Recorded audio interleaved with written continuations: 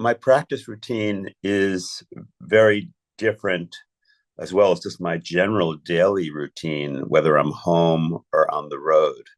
When I left for this current Dream Theater tour, I waved goodbye to a lot of my, precious instruments like my Steinway piano or my new Osmos Expressive E keyboard, because some of the things that I was enjoying doing at home are not going to be part of what I do on the road.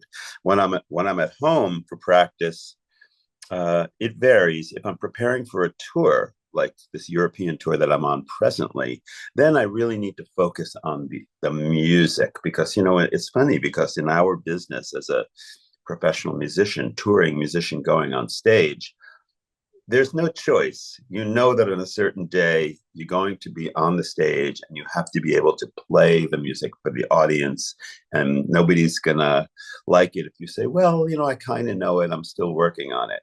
It's not like that. And there's only certain businesses that are like that, where you have to be absolutely prepared. Some other businesses, you can, what's called like fudging it, or you can be a little bit looser. But in the performing musician world, there's no way to do that. So there's this interesting pressure, which of course leads to practice if you're a professional.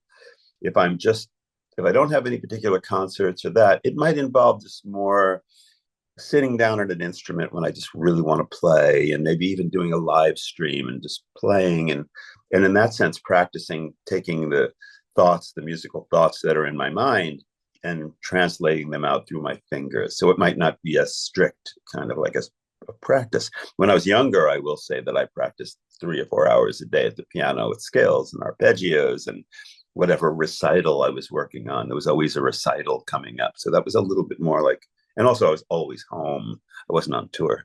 When I'm on the road, practicing is different.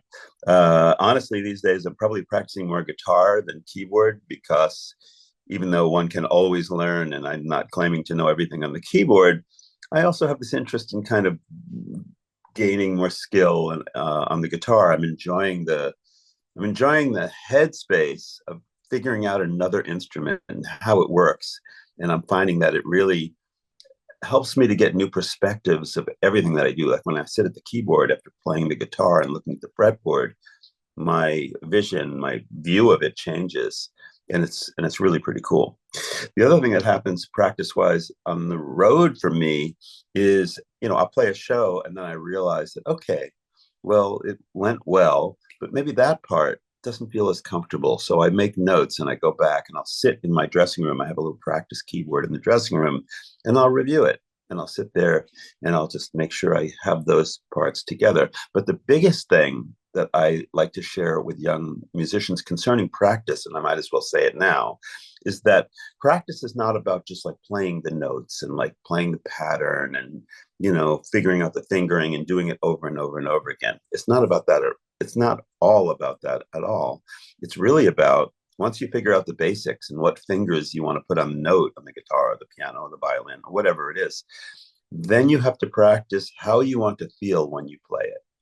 Because unless you practice the feeling that you're going to have when you're playing like a difficult passage, the chances are when you're in front of an audience, in front of your classmates, playing for somebody else, and there's any pressure, it will fall apart, because it's more about the way we feel, within our nervous systems. Are we calm? Are we relaxed?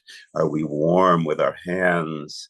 Because if that stuff starts to go, it doesn't matter how many times you repeated a phrase on an instrument, it's all going to go. So that's what I always love to include in my, speaking about practicing.